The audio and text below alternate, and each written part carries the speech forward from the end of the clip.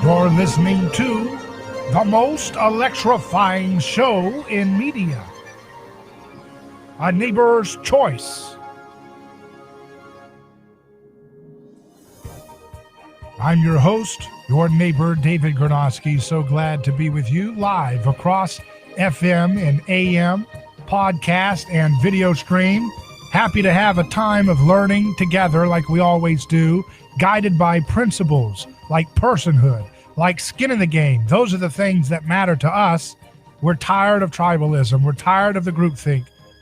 And we're never going to be completely free from those different things. That's not the goal. The goal is to be aware, is to be self-aware, is to take care of yourself and to realize that you don't have to be bullied into peer pressure, into going along with whatever somebody says. You got to check the facts to make sure it's based in evidence, based in reality, based in ethical decency. None of the stuff that you get in the corporate press seems to be focused on those things. They seem to be focused on peer pressure, conformity, threats of ostracization, demonization. If anybody thinks differently outside of the TV frame of thought, it's just on and on and on. And now, Joe Biden's handlers think it's cute to make this poor old guy say stuff like, get masked or get vaxxed. There's only two choices. They're like, oh, wow, that's so cool. It's so neat. That's just so trendy that he would do that. Wow. And he's tweeting out stuff like, hey, it's time to get really, really on board with well, he doesn't say it that way, does he? He tells you have only two choices, right? Only two choices, right? The rule is now simple. So he's the rule, right? That's exactly what Thomas Jefferson, George Washington, James Madison, that's exactly what they had in mind, right? They said one day we will have a situation that we designed in which the president can get on and tell you the rule is now simple, because that's exactly the role that the president was intended to have from the Constitution, right? The rule is now simple. Get vaccinated or wear a mask until you do. The choice is yours. And that includes 6-month babies. So you got to get on the program, right? This is what these people who have a dereliction of duty, they do not care about following the Constitution. They do not care about empathy. They do not care about science. They care about bullying you into conformity. And you just can't let these folks bully you. They have no right to tell you you have a rule that the president will tell you. This is a guy who's busy his entire life locking up nonviolent people, locking up people for first-time victimless crimes, dehumanizing people with language to take away their empathy for people having towards them, massively expanding the drug war. He still wants to expand the drug war. Now he wants to create a violent black market for menthol cigarettes. This is what this guy does. He expands perpetual warfare all over the globe. And I think it's a neo-colonial concept that American presidents have to have a position where we are supposed to tell countries, Israel, Palestine, these different conflicts, that we're supposed to weigh in and give them peace. That is neo-colonialist arrogance, ethnocentrism. That's chauvinism, cultural chauvinism. We have no right to be acting like neo-colonialists as if a guy who is so wise that he's got his own son, Hunter Biden, having business dealings with the chief spy guy in China, and this guy's going to tell other countries how they can have peace? Come on, man. Come on, man. I mean, this is stupid. The stuff the television keeps trying to sell to us as if that's something that we should take seriously, that this is the kind of guy. It doesn't matter about the personality. Obviously, they want us to be distracted by personality, so I have to be careful. We don't want to get caught up in the personality of Biden. Biden is nothing but a PR spokesperson for a ruling class that is out of touch, out to lunch, and being quickly discredited every day we continue in the 21st century. The 21st century wants to leave these dead, tired old 20th century ideas behind in the ash heap of history. Failed ideas like Keynesian economics. like Marxist slogans that sell us Keynesian economics. I heard someone was criticizing this connection about Keynesianism and Marxism. And they were saying, well, those are two different things. Well, let me clarify what I mean when I talk about those things. Keynesianism is the economics that you get if you vote Republican or Democrat. You get Keynesian economics, right? Trying to macro rig the economy to create consumption, to create spending and all these different things through central planning. And that's basically what we get no matter who we vote for. But the Democratic Party has been using language laced with Marxist rhetoric because it's a little more sizzle. It's got more sizzle to it to sell microwave Keynesianism, you see? Now, Republicans use, Adam Smith style classical liberal arguments about free markets and free enterprise. And they, of course, give you Keynesianism. But so too, the Democrats sell you Marxist rhetoric. Hey, we got to have total, redistribution of wealth. We got to have all these things that sound very socialist. Actually, when you buy that product, you get Keynesianism again. So no matter what you do, you get the same thing. It's just like foreign policy, right? You vote for Obama because he says, hey, I'm going to end the wars of the interventionists that Bush was doing, right? Well, let's start back with Bush. George W. Bush said, hey, I'm tired of the interventionist foreign policy of Bill Clinton. Don't you want a humble foreign policy? So you vote for that guy. Yeah, we want peace. We want a humble foreign policy. And what do you get? More wars, more intervention, more globalism. So then they get rid of that guy. They say, okay, we'll try the Democrat version of anti-war. Obama says the seas will rise, the oceans will part, the moon will come down, and I will be your God. I'll be your God of the month. So he gets in there. He's going to provide hope and change and peace. Nope. Starts even more wars. So you throw that guy. Well, you don't throw him out, but his time's up, right? And you put Trump in. Trump says, hey, I'm going to go in there and end these endless wars, the forever wars. And as we've heard with Colonel Doug McGregor, who's been on this program, who was put in at the last minute, at the very last few days of Trump's administration, the only guy it seemed like that actually wanted to fulfill his campaign promise to end the forever wars, and as he attested on this program, couldn't get anything done. All the people, including the Secretary of State that Trump had put in, wanted perpetual war, and they did not want to end the wars. So that guy gets thrown out, right? Of course. And then what do we get? We get another guy, Joe Biden. And what does he do? He says he's nominally going to end the Afghanistan war, but he's not. He's going to privatize it with mercenary situation. He's going to continue intervening around the world. He's going to be continuing to present himself as if he is the neo-colonial power who can set other countries on the path to peace that they possibly couldn't do on their own. See, this is the same old neo-colonial nonsense that has been perpetuated on the people, extracting our valuable resources, using our labor for their own personal benefit. And it's time that we challenge this whole framework. It's time that we create a new media conversation that unites left and right together and everybody else towards beauty, towards truth, towards goodness.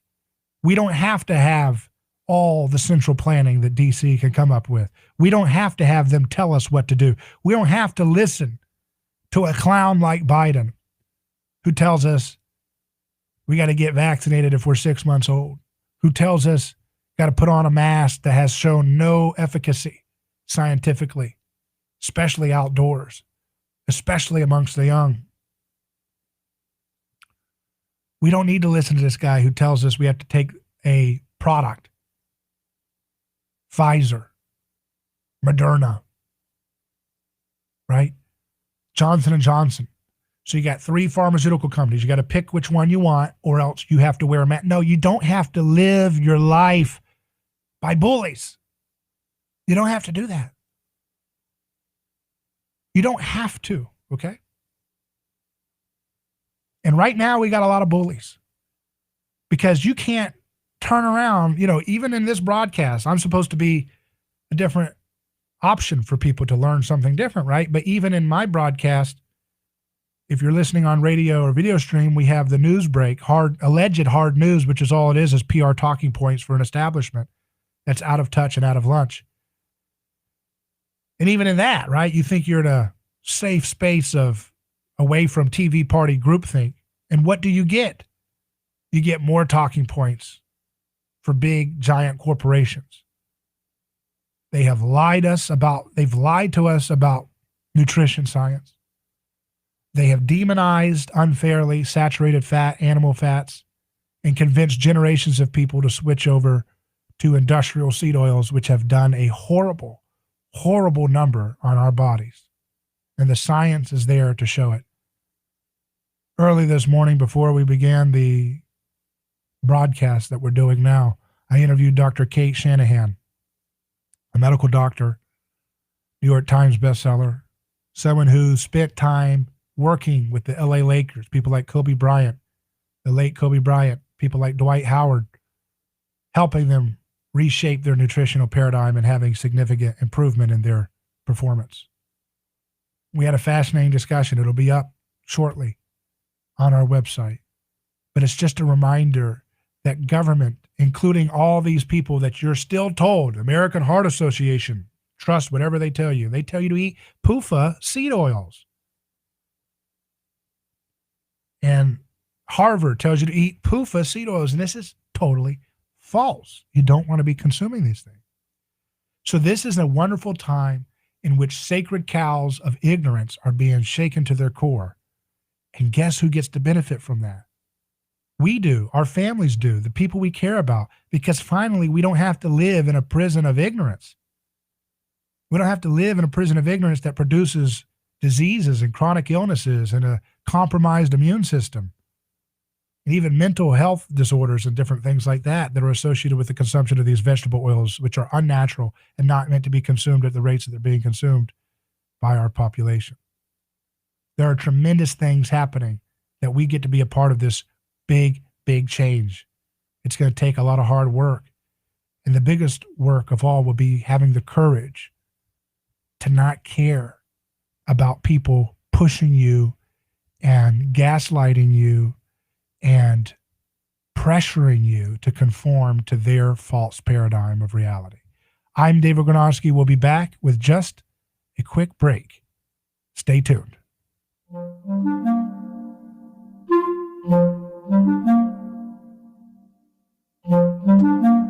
David Gronowski here. Let me tell you about a man named Gabriel. Every day, Gabriel puts on his boots and drives across America to make sure our store shelves stay stocked with the food people count on. See, Gabriel served our country overseas. He knows that America stands for freedom, quality, and caring for others the way we would like to be treated. That's why when Gabriel saw food shelves getting low during the pandemic, he hit the road as a driver with Oakley Transport. In the land of the free, where no one should go hungry, we need heroes like Gabriel to help keep America fed. CDLA driving professionals. Join Oakley Transport today. Keep America fed. Visit oakleytransport.com or call them today at 1-877-8-TANKER. That's 1-877-8-TANKER. Are you ready to transform your career? Jess Smith was too. She was stuck on a job that was controlling her life, consuming her free time, and offering little opportunity for growing her pay. Then she found FinTech Mortgage Association, and she never looked back. FinTech Mortgage Association makes home lending simple, and they take care of home buyers like family. Using technology to make everyone's life easier, FinTech Mortgage Association equips each of their loan solutions architects with the tools they need to build a career with a schedule they control, a product they can take pride in, and an earning potential that is life-changing. Unleash your true potential. Join FinTech Mortgage Association. Visit finmay.com. That's FINMAE.com. You're in charge now. NMLS ID 1492187, Equal Housing Lender. A lawsuit is not something that anyone looks forward to. It's a stressful process. There are attorneys in Tampa Bay that keep clients well informed, creating less stress. That law firm is Catania, Personal injury law is defended with full disclosure. There is no guessing game. If it's an auto accident, medical malpractice, nursing home negligence, unsafe working conditions, or motorcycle accidents, the law firm of Catania will handle the process worry-free from start to finish. Many victims don't realize they have a claim for the loss until they talk to Catania.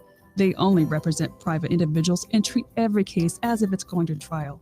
Putting families first is more than just a slogan. It's their way of practicing law.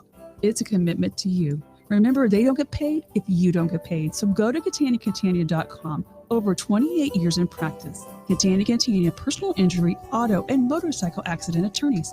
Catania, putting families first. Office Tampa. Not attorney spokeswoman.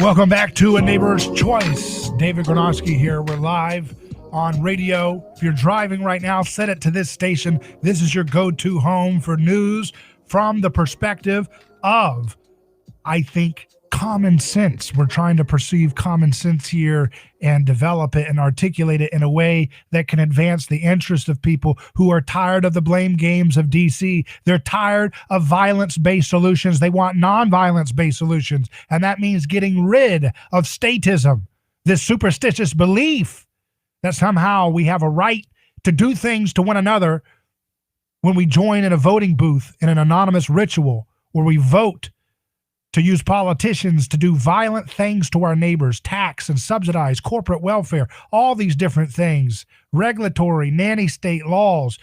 People in Canada are getting in prison right now because they had more than 10 people in church service. The church has been around longer than the Canadian government. How do they have any jurisdiction over an institution they did not create, nor can they destroy? It's ridiculous. This is a farce. But it's all because we have lost faith in the principles of personhood, that no victim, no crime is a principle that is resonating deep within our hearts. We know it to be true, but we suppress it because we're scared. And so we want to cut corners ethically and join the latest political drama mob to do certain things to make ourselves feel safe. Commenter says, David, your program is becoming my therapeutic healing experience after a difficult day. I am just settling down with a cup of tea and a good book to listen in. Big thanks for being there. Well, I appreciate that. That's always great to hear great comments like this. Another says, bless this podcast. Thank you. Appreciate your support.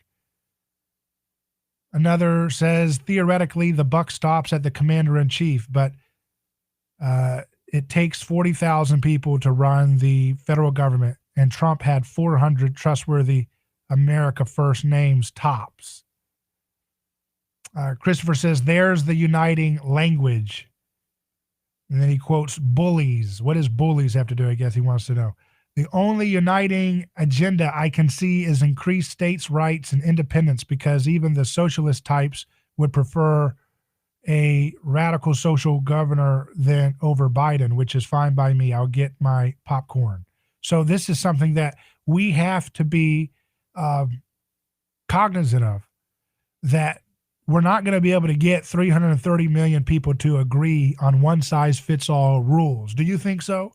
Do you think that someone who's your best friend your whole life, and then all of a sudden they want to move in and live in the same house as you, but they have a different conception of what the temperature should be on the thermostat? They have a different conception of cleanliness. They have a different conception of keeping lights on and all these different things. And suddenly someone who was from far away, who was your best friend, suddenly becomes your best enemy. Right? This happens all the time. That's why they say good fences make good neighbors, right? And this is a principle that differentiation is where freedom and peace and order and safety can thrive. Good, healthy differentiation. Differentiation can also be done in a bad, toxic way. But that's something that we have to promote in our society, is good, healthy differentiation. It's okay to have boundaries. It's okay to have differentiation amongst us. The moment we create consecrated chaos with the concept of public governance and public policy and public health and all these different things, all of a sudden you start messing with the thermostat. You start pushing people into directions which they don't want to go along with because you don't know what you don't know. For years, I understood the problems of, carbohydrates and sugar in excess, but I didn't understand just how important and how bigger of a problem the vegetable oil thing is. And then I changed my opinion once I had the facts, once I saw the science. Doesn't mean that the carbs and sugar were not a problem at all. It just means that the elephant in the room was something else. It's kind of like those Batman movies or something where you got one villain and you think that's the big mastermind villain causing all the chaos. And then there's a bigger villain who's the one behind that driving the things even at a mastermind level. That's kind of the story. And that's where a lot of folks, we have to have that kind of humility to be able to change what we think we know. But that you don't get that with government when you have public health policy, when you have clowns like Biden saying you have to mask up or get vaxxed up by my pharmaceutical companies I've spent my entire life providing support and financial profit from. You just don't have to do that, right? You don't have to accept bullying like that. That's traumatic bullying. We're tired of that stuff, especially for the young that don't deserve that kind of lawless anarcho-tyranny coming from that White House that's not supposed to be saying things like that. Dr. Fauci, the Daily Mail says 6-month-old babies could get shots by the end of the year and warns kids still have to wear masks playing with friends. Despite CDC advice, vaccinated can ditch them. He gave his first interview since the mask guidance update on Thursday and said he wouldn't want to declare victory prematurely, but he added this is clearly a step in the direction that we want to go. Fauci warned that children should still keep wearing masks because the majority are not fully vaccinated. So ridiculous. Children's age 12 to 15 are now eligible to be vaccinated with Pfizer BioNTech's COVID vaccine. And Fauci recommended all kids be vaccinated, starting with 6-month-old. They haven't even had it. This is still an emergency thing, and they want to put, they've never done a gene therapy vaccine like this, and they want to push this on 6-month-olds. This is not science-driven. This is not evidence-based driven information, okay? This is not ethical-based medicine. Tell me how it's ethical for a guy who was the one investing in the Wuhan Institute of Virology with your money to do gain-of-function research on coronaviruses, despite him lying to Congress. Why is this guy telling you that you have to do your part and have a 6-month-old person vaccinated with something that we've never even tried before in the market? We never had a gene therapy vaccine like the Pfizer one. This is insanity. This is totally unethical. Don't be afraid to mince words here. Just say the truth. Don't mince words. Say the truth. It's insane. We'll take a quick break and return.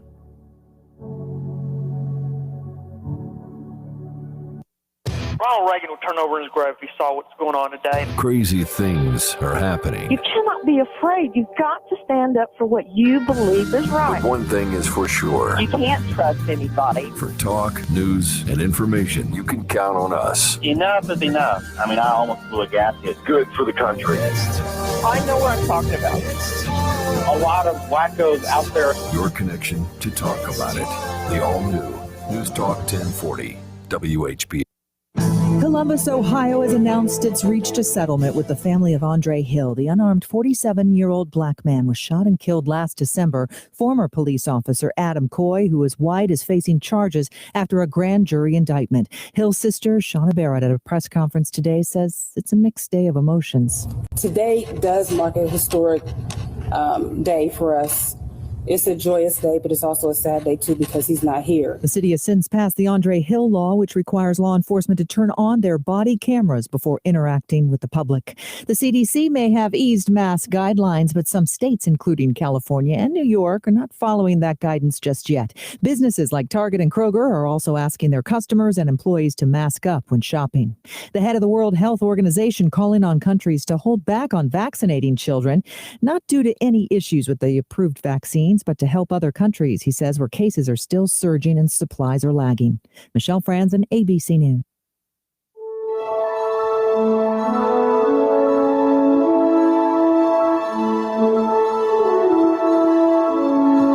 Sir, Dave, Mr. Goodrich is not picking up, so bear with me here.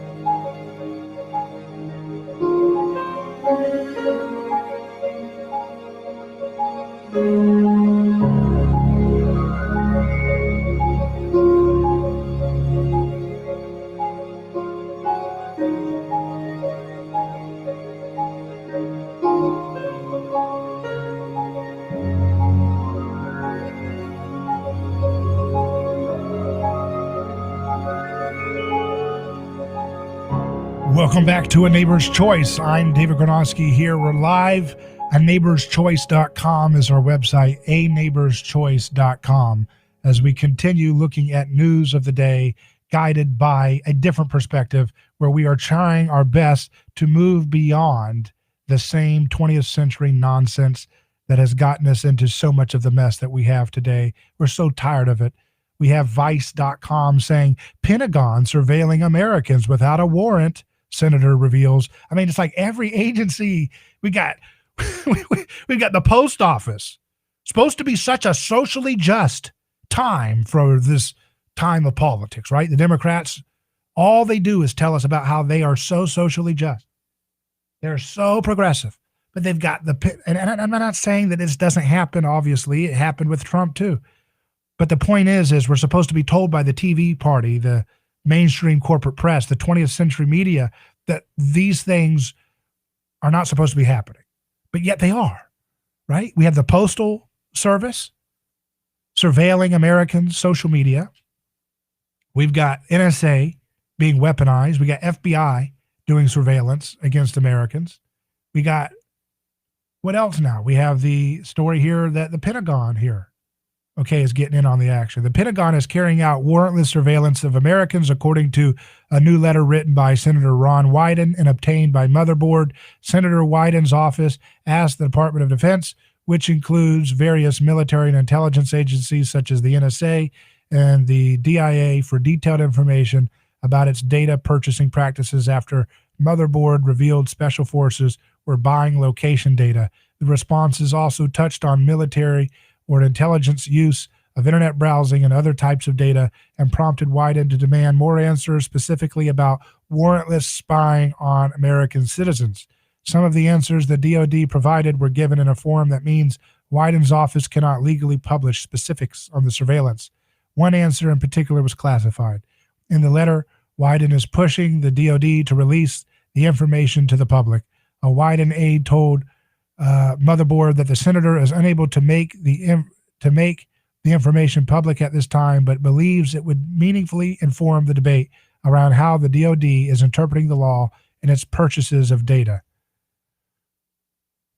So this is again, is there any law that bounds our government anymore? And do people care? They're so fixated on bread and circuses. They're so fixated on what they're going to call, their cereal or their syrup, corn syrup, sludge labels, than they are actually doing the things that will actually curtail power. And as people have suggested, perhaps that means decentralization. Perhaps that means getting closer to home with the way we solve problems. They're not allowed to do that, in the current DC atmosphere, right? If you're not with perpetual war, if you're not with perpetual corporate welfare, if you're not with pseudoscience coming out of the food pyramid guidelines, then they want to, vanish you off of the conversation. Your voice is not supposed to count, but the public says otherwise. I mean, there's a reason why you got Joe Rogan's podcast dwarfing, as a stand-up comedian, is dwarfing the audiences of NBC, CBS, ABC, CNN, in some cases combined. Why is it that they're getting these legendary big institutions with so much government connections and subsidies and all this stuff, corporate welfare, and why are they getting totally demolished by upstarts, basically, who don't even have journalism degrees, and yet they provide more rigorous and interesting conversations? Doesn't mean I agree with everything someone like Rogan says, but the point is you get more interesting, intelligent discussions in which you're able to actually think, and you're encouraged to think. And you don't get that with the old 20th century media. You get failure, you get bullies, you get nonsense, and you get this kind of attempt to make people feel like they have to conform or they're not invited to the party or something. It's just so embarrassing that continues. So we have now with us a friend of the program and frequent commentator on nutrition and its role in health, Tucker Goodrich. How you doing, Tucker? I'm doing good, David. How are you? Long time no talk. Yeah, very good. It's always great hearing from you. So, I was just seeing that. I wanted to get your take real quick. You just see the Daily Mail's reporting, of course, and I've reported this before, but Dr. Fauci is saying that 6-month-old babies could get shots by the end of the year, and warned that kids still have to wear masks when they're playing with friends, even despite the CDC advice that vaccinated kids can ditch them. Yeah, it's really surprising to anybody at this point. How come nobody's doing a TED Talk or something, about how that's not medically ethical to me, that you've got a product, the gene therapy vaccine, they've never done this one before. And this is, in Moderna's case, is their first drug they've ever put on the market. They've got legal immunity, and yet they're putting this in a 6-month-old? How is that any way, shape, or form a ethically healthy thing to do for people? Well, look, I mean, as far as the vaccines go, they, at least in the short term, they're pretty clearly safe. I think what's more concerning is Fauci and over the health of kids who are pretty clearly not at significant risk from this disease. They're at less risk than they would be from the flu in a regular year. I don't know why they feel this need to keep promoting this panic over this. I mean, look, if you're older, I saw a figure the other day that the average age of people in Canada who died of COVID-19 was in their 80s, right? So yes, if you're in your 80s, if you're later in life, if you're not healthy, this can be a very serious disease. But for most kids, it's not a concern. And the notion that they should be, running around with masks on. I mean, in Oregon, there was a kid who was running a race, and she collapsed at the end of the race because they made the kids run this race on a track with their masks on. And she passed out, right? Mm-hmm. So Oregon said, oh, well, it's okay. You if you're going to compete, you don't have to compete with a mask on, but you have to wear a mask when you're training. I mean, it's mad. Right. It's mad. The kids like that just really aren't at risk from this. Right. Now, what about a commenter, Christopher says, gene therapy has a very specific definition that isn't met by the mRNA vaccine. It's not strictly a gene therapy. They're basically pumping an instruction into the cells that makes the cells produce the coronavirus spike protein, which the body then recognizes as being foreign and creates an antibody to it. I mean, it's actually a really neat approach to creating vaccines because it allows you to be a lot more targeted than you would be with the typical approach that, we all grew up with, where they take a virus and they kill it and then they inject the whole thing in you, right?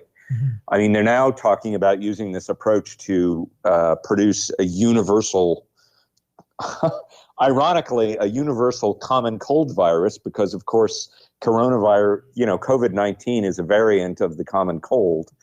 When I was growing up, they said, someday medicine might be able to cure the common cold. And it's actually looking like they might be able to use this approach to come up with a vaccine for the common cold for all coronaviruses, which, would be a great thing, because even the existing coronaviruses can be quite dangerous to older folks. So, I'm not categorically against this vaccine. Yeah, it would be nice if we had a longer time to test it, but I think for older people, it's a good thing that we've been able to roll this vaccine out as quickly as we have. But I just don't. That's fine, but I don't think it's ethical to put that in a 6-month-old baby. He doesn't need to have instructions to be taught how to do a spike protein. That's something that he can make on his own choice, in my opinion. Yeah, no, I agree. I don't think it's really necessary. He'll get, they'll get exposed to it. It's part of the COVID-19 hysteria, making this the single biggest priority of the entire human race. Right. That doesn't make sense. And of course, you've got the usuals, the McDonald's and so forth promoting doing the vaccine or something, and yet on their products, but they're the ones that are driving the severe cases of this virus with the leukotoxin that we've talked about before. That's caused by eating the vegetable oils, correct?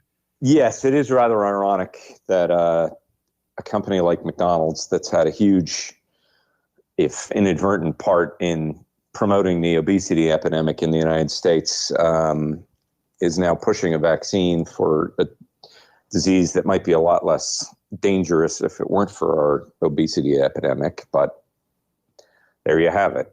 Right. Now, did you see this study here in the PLOS One journal about soybean oil is more PLOS One? Yes. Yeah. What is this PLOS One? Tell us a little bit about this. Do you know this group? Well, it's an open source research journal that's pretty prestigious.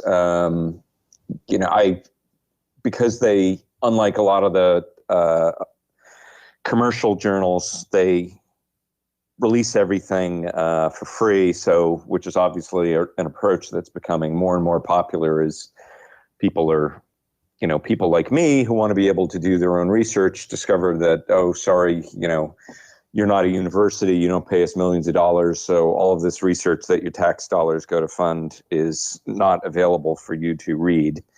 PLOS is part of the pushback against that whole model, and they're certainly to be commended for that. I don't recall what PLOS stands for right at the moment, but they're very well known, very well regarded. And the paper is titled, soybean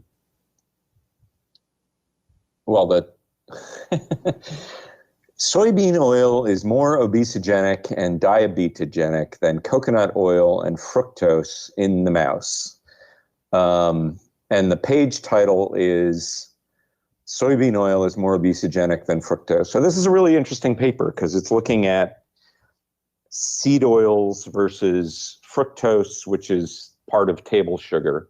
Now, some folks blame, notably Gary Taubes, have and Dr. Lustig have pointed the finger at sugar as being the cause of our obesity epidemic and insulin epidemics. This paper finds that sugar is indeed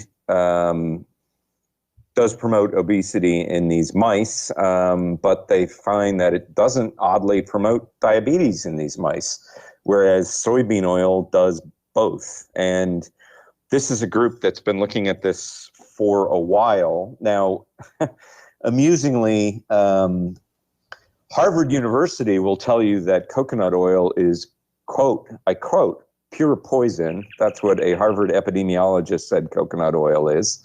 Yet these researchers who are conducting actual experiments find out that coconut oil doesn't make you diabetic and it doesn't make you fat.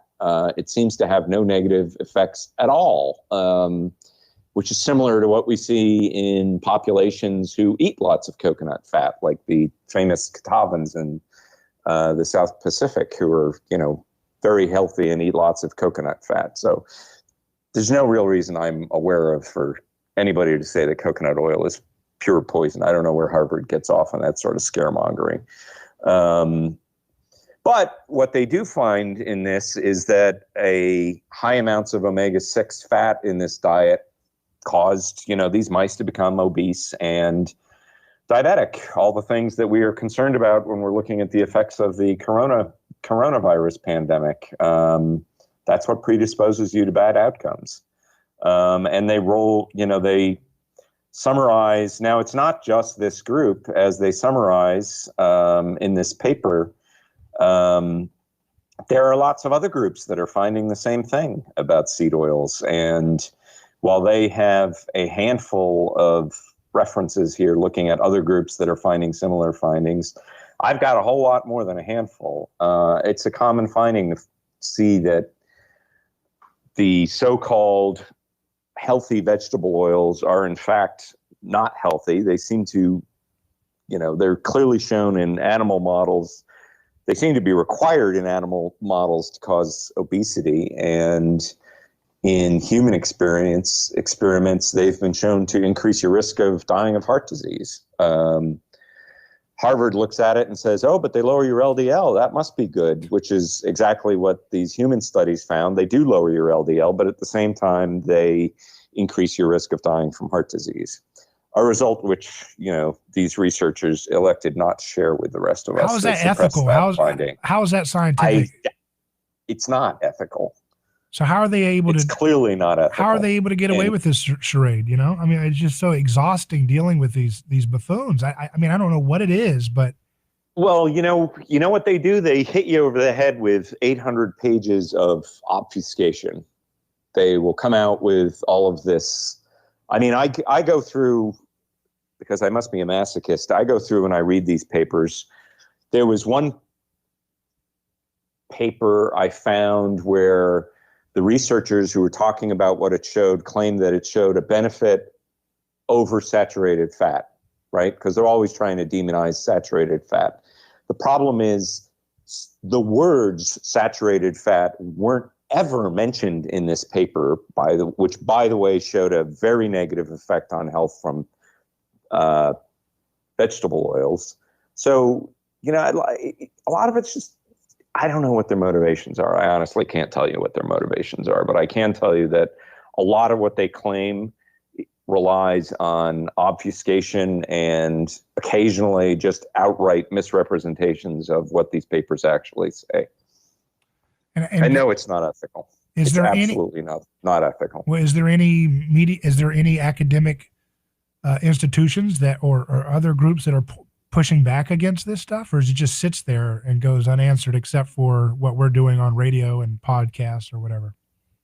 No, there was a group called the Cochrane Collaboration, which was founded by, I believe, a Danish doctor who I would love to hear you interview.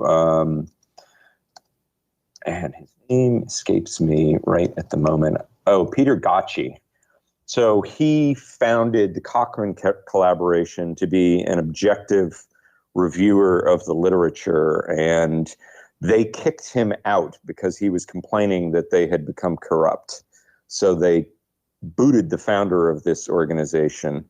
He's done a lot of work detailing, how the pharmaceutical industry has a lot of the attributes of organized crime. He's not an incredibly popular guy in the medical community. But yeah, there has been some attempts to try and clean things up. But unfortunately, a lot of physicians fight against it tooth and nail. I encountered that myself last year when I was trying to point out some of the problems with the treatment protocols and the reaction to COVID-19. And I had a couple of physicians calling up podcasts that I was scheduled to appear on, telling them not to listen to me, trying to shut me up. Wow. Yeah, well, you must have ruffled some feathers. We'll take a quick break. We're speaking with Tucker Goodrich about the nutritional component, about our health crisis that we're in. It's not just about the pandemic. It's about the epidemic of chronic illnesses that have been associated with the rise of consumption of vegetable oils, thanks to our government's subsidies to these products and introduction to these things with bogus science that's been pushed onto us. We'll take a break and return live on A Neighbor's Choice.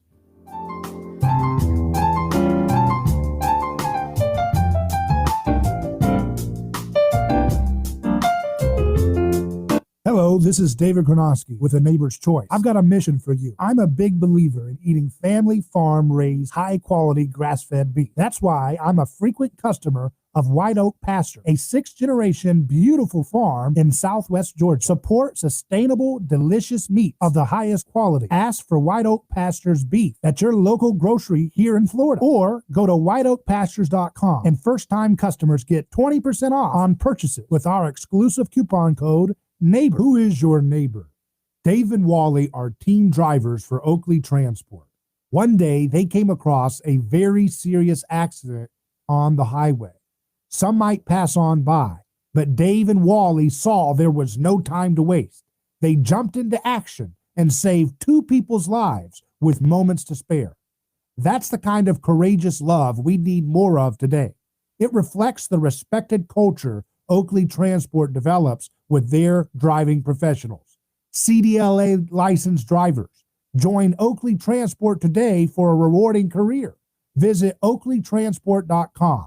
That's oakleytransport.com. Are you ready to transform your career? Jess Smith was too. She was stuck on a job that was controlling her life, consuming her free time, and offering little opportunity for growing her pay. Then she found FinTech Mortgage Association, and she never looked back. FinTech Mortgage Association makes home lending simple, and they take care of home buyers like family. Using technology to make everyone's life easier, FinTech Mortgage Association equips each of their loan solutions architects with the tools they need to build a career with a schedule they control, a product they can take pride in, and an earning potential that is life-changing. Unleash your true potential. Join FinTech Mortgage Association. Visit finmay.com. That's FINMAE.com.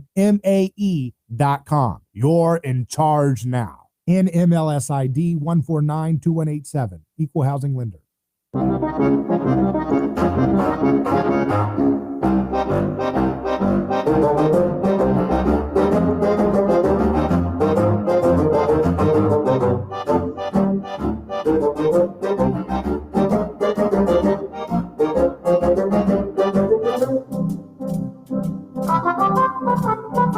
Welcome back to A Neighbor's Choice. I'm David Gronowski, live with our friend Tucker Goodrich as we look at this topic of vegetable oils. I was looking at some of the comments here. Let's see here. It says a lot of this stuff gets past peer review. That's Cornelia says this. And it goes on to say, but they do things like looking at risk indicators like LDL cholesterol, seeing improvements, and then declaring that a study treatment is effective in averting heart disease. And then another commenter, Christopher, says, exactly. So how much of it is really as bad as it's being painted? Maybe it's just the basic process of legit science, misunderstood but by non-scientists. And then Keith says, peer review is not a firewall against shenanigans. Evidently, there was a man who got a completely bogus paper published in a peer-reviewed journal to prove it's not what it's cracked up to be. What's your take on this question of these science papers? Is this bad science, or are they just doing what they should do, which is completely flood the market with misinformation constantly 24/7? There was a famous physicist who once said science progresses one funeral at a time. Yeah. And what he meant by that was that leading scientists tend to suppress inquiry into ideas that they don't particularly care for, and they do this through peer review. Yeah. And that hypothesis was tested by some economists who went and looked through the scientific literature and found that, sure enough, when a leading scientist drops out of a field, all of a sudden you see a flurry of new papers come in now that the guy's, now that that person is no longer able to exercise through peer review some control over what gets published. So, I mean, peer review certainly plays a role in quality control, which is what it's supposed to be doing. Making sure that an idea is plausible and that the experiment is conducted in accordance with the standards of science, which are essential. But too often, some idea comes up that challenges somebody and he poo-poos it, and, the thing doesn't get published. And I mean, you hear these stories about guys who go through, 40, 50 papers, 40, 50 publications trying to get something published that later turns out to be revolutionary. I mean, Barry Marshall, who recently won the Nobel Prize for his discovery that stomach ulcers are caused by a bacteria, had a very difficult time getting anybody to listen to him. And we see the same things now with diet advocates. Tim Noakes, for instance, who's a famous scientist down in South Africa, getting attacked, and they tried to take his medical license away, and he went through a full trial and was completely vindicated. As far as I know, he still hasn't received a phone call apologizing to him for all the people who were pillorying him as he was going through this trial, despite his complete vindication. So, unfortunately, it's a lot of it's just human nature, and people can be very unpleasant, and scientists are no different from anybody else. Right. And we have to have a quick and rapid ability to get the correct information out to the public so that they can make up their own mind without having so much bad information causing so much harm. It's just unnecessary harm. And that's the problem. Well, we have a obesity and diabetes epidemic in the United States that I would argue is almost entirely the result of poor scientific processes. They are doing an uncontrolled experiment on the American population, and we're not allowed to leave. And that's completely unethical. I mean, rule number one, I myself am participating in a vaccine trial right now. And the first thing they say is you can leave at any time for whatever reason you want to, and there will be no repercussions. So I can leave this vaccine trial that I'm participating in, but you're not allowed to leave the experiment that is the United States dietary guidelines. And that's just really despicable. Right. It is. It's a shame. Hopefully the world, the 21st century early on, can adopt a new paradigm of information that's correct, that's science-driven, that's evidence-driven, and not going to be based on cults of personality and government political pressure pushing people into failed ideas. Amen to that. Well, Tucker Goodrich, always great having you on. And for folks who want to continue following your work, you can go check out his blog, yelling-stop.blogspot.com. I'm David Gronowski. It's been a pleasure speaking with you in this hour. We'll be back with more, including Professor Wilfred Reilly, who will be looking at the racial component of proposed vaccine passports. Don't want to miss this. Wilfred Reilly always comes with the receipts. I'm David Gronowski. Godspeed.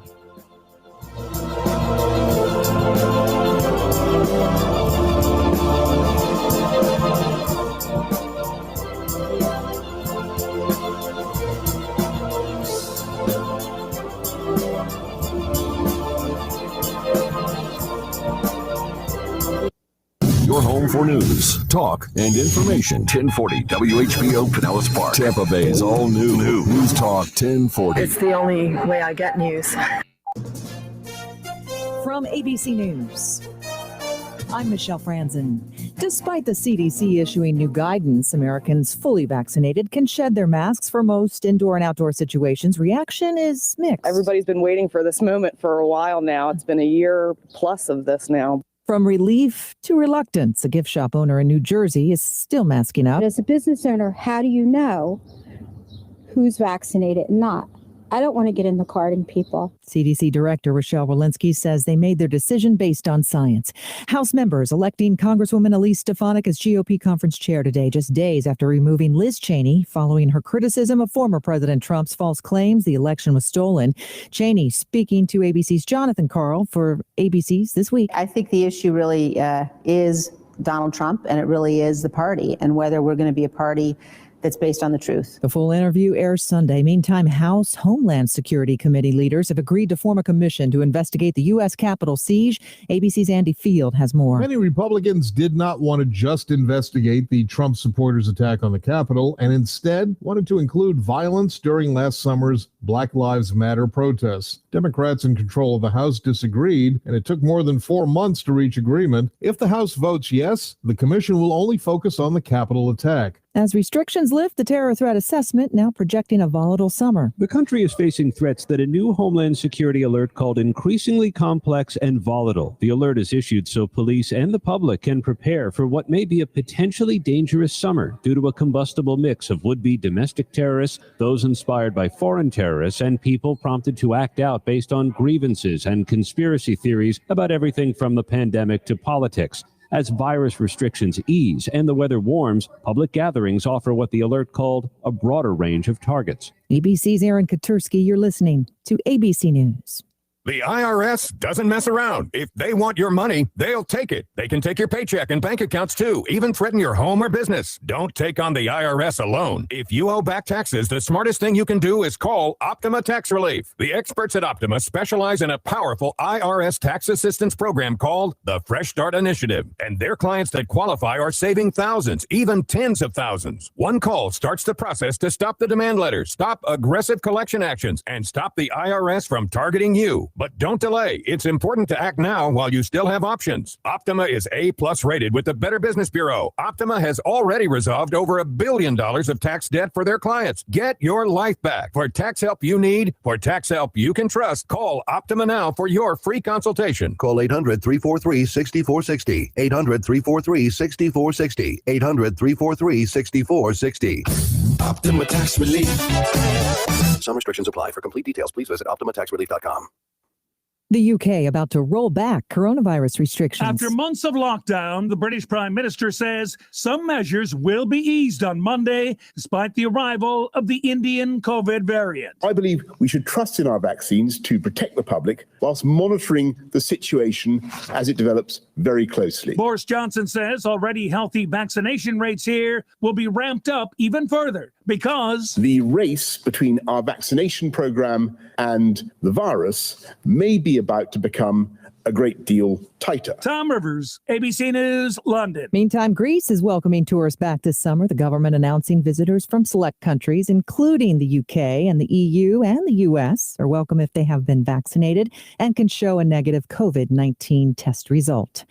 As pandemic shutdowns ease in the U.S., it's getting harder to nab appointments at motor vehicle bureaus with longer lines when you do get there. So many of these services are caught playing catch up. It could be a while before the logjam clears. In Virginia, the DMV says the department is seeing a surge with more transactions across all service channels now than pre-pandemic. They're encouraging people to use online services, but it's not always possible. ABC's Andrew Dimbert. In a court filing today, Google is supporting work visas for 90,000 immigrants, the vast majority of them women. That visa allows highly skilled immigrants to work in the U.S. This is ABC News. Is a new war with China coming? Even Henry Kissinger is warning Americans. Now, Newsmax's Grant Stinchfield looks at the dangerous red dragon and shows how Trump's policies worked. Tune in tonight at 8 p.m. Eastern to see Stinchfield's series, The Newsmax TV is on all major cable systems. If you don't get it, tell your cable operator you want it. Or download the free Newsmax app on your phone and start watching right away. Millions are watching Newsmax. So should you. I'm Michelle Franzen, ABC News.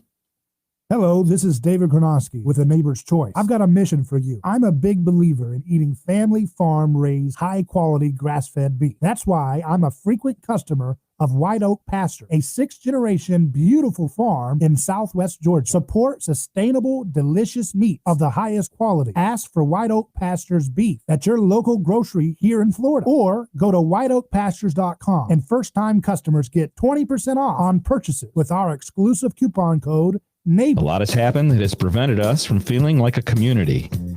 Well, now that things have opened up a bit, let's get back to basics. As a foundation for our neighbors and family, God is a big part of bringing us together. It's time to get back to church, uplifting, supporting, and loving neighbors that are cherished, not only now, but for eternity. Come on, you can use it. The Welcoming Committee is there every Sunday. See you soon.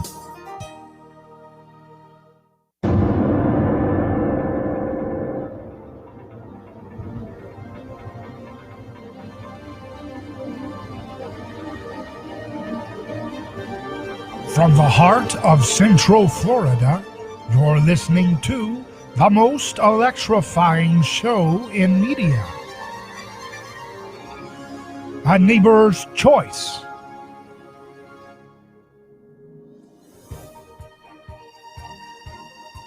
I'm your host, your neighbor, David Gornosky. So glad to be with you live as we return now with more looks at the news going on today in the world.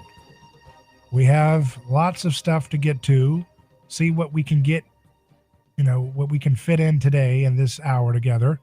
But we have this story. National File says Rand Paul says that Fauci's Wuhan bat research may make him culpable for entire COVID-19 pandemic. That's from Senator Rand Paul.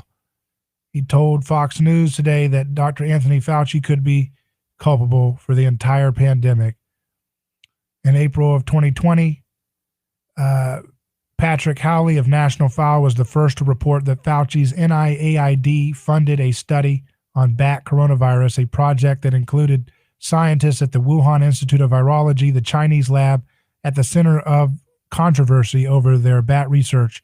A year later, Kentucky Senator Rand Paul confronted Fauci on the fact that the U.S. government was funding the coronavirus bat project at the Wuhan Institute of Virology prior to the global outbreak, which many people, including President Donald Trump, have said originated from the Wuhan lab, as the National File reported, the article says. Dr. Rand Paul says he knows his group gave money, but he's not saying, it wasn't for juicing. But he's saying, it wasn't for juicing up these super viruses. We gave it for other research. Dr. Shi, the bat scientist, that's the most famous one from the Wuhan Institute, when she published her papers, which scientists across the board are saying are gain of function, they were juicing up viruses. She gave credit to Dr. Fauci. She said that the funding came from, we have this in black and white from a peer-reviewed journal. She said the funding came from Dr. Fauci's National Institute, NIAID. This is Dr. Fauci's baby for 40 years. She lists him in the credits. He can't escape this. He did the funding. MIT biologist Kevin Esvelt reviewed this paper that was published with financial assistance from Dr. Fauci's NIAID and concluded certain techniques that the researchers use seem to meet the definition of gain of function. Okay, so if you're someone like Roger Stone, oh my goodness, if you lie to Congress, they're going to send the whole SWAT team. But if you're someone like Dr. Fauci, you get to lie to Congress potentially here by saying you were not funding gain of function research when that's what the evidence suggests at the Wuhan Institute of Virology. My other question is, China is a rich country. They're kicking our butt in so many places. Why would we be giving them money for their research? Can't they spend their own money on their own research? Said Dr. Paul. We're asking specifically for some NIH papers and the conclusions, because in those conclusions, we believe that it will be unequivocal from a group of scientists that they will include that, yes, the Wuhan Institute was making these super viruses. So when Dr. Fauci goes on these other channels and they laugh it up and yuck it up, but they never ask him, did you fund the Institute? See, he's trying to evade that he funded it at all. I asked him the general question. I didn't ask him whether he funded gain of function. I said, did the NIH fund the Wuhan lab? And he danced around it and answered a different question. But there is no question at all that the NIH funded this lab, said Dr. Paul. See, isn't it sad that these people hang on to this man, Dr. Fauci's every word, and yet he's that political and evasive with his language? Dancing around, and then people who are and the people are in a cultish devotion to what we call scientism. Scientism. Somebody said, oh boy, in the comments when we reported this. To me, that just evokes a sign that you have a religious devotion to scientism if you can't even hear facts because whatever, it challenges your worldview. If you have a faith in certain institutions being above reproach, and then when people reproach them with the facts, and you have to say, oh boy, I can't handle that, then to me that sounds like you have a religious dog in the fight rather than a science evidence-based approach to these questions. Where all the evidence, as we have read, I read these papers that are showing point by point the circumstantial evidence that suggests that the Wuhan Institute of Virology was where this virus came out of. And that people who have, and this is why somebody mentioned earlier, there was a debate going on about what's causing so much of the misinformation coming out of so-called esteemed scientific publications and institutions, right? Harvard getting it totally wrong and all these different groups.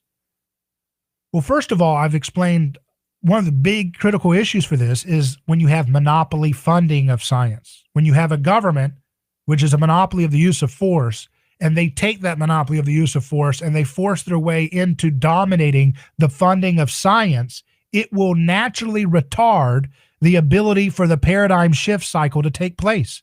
Thomas Kuhn talked about how the average scientist has almost a kind of faith in the existing paradigm of knowledge that they are working under. And that what happens is as enough anomalies build up, they start to threaten, like a revolutionary snowball of evidence starts to threaten the foundation of the reigning paradigm of knowledge of a given field. And then it's like an overthrow. A new paradigm emerges. And that's what we call a paradigm shift. But these paradigm shifts are retarded from happening when you have such political centralized funding of all of these different fields, because monopolies don't have competition, which means they start funding and propping up failed paradigms that should have shifted out of existence a long time ago, but they don't because there's no competitive funding mechanism looking for the correct answers in all of this. And that's why I don't like compartmentalized thinking, because these folks that want to talk about, oh, I know all about science because I have a science degree here, that's fine, but you're a specialist. And we don't have time for specialism sometimes when it turns into blind faith for scientism, because it holds people back. If you had an understanding of economics, and if you had an understanding of how government monopoly of funding distorts knowledge and corrupts knowledge, so we don't know what we don't know. You're not allowed to have a Galileo that has a voice. I'm not saying that as an exact rule. I'm saying the funding doesn't go to misfits. It doesn't go to the contrarians. It doesn't go to the voices that are not upholding the reigning paradigm of a given field. And so the other part about why we have this problem with scientism is that you have to have an understanding of anthropology, which a lot of these scientism fans, not science, but scientism fans, they don't understand anthropology. They don't understand things like what René Girard talks about with mimetic theory, in which we understand that so much of what we desire is mediated by those around us, including scientists, and that human beings create religious, dogmatic groupthink and sacred spaces based on mimetic conformity to so-called role models that we're supposed to mimetically kind of subsume our identities under.